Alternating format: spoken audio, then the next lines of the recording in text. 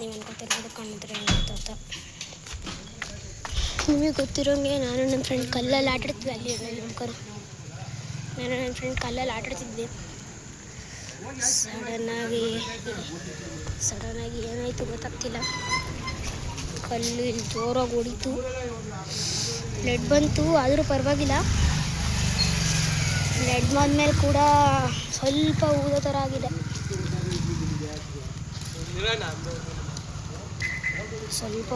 ಆಗಿದೆ.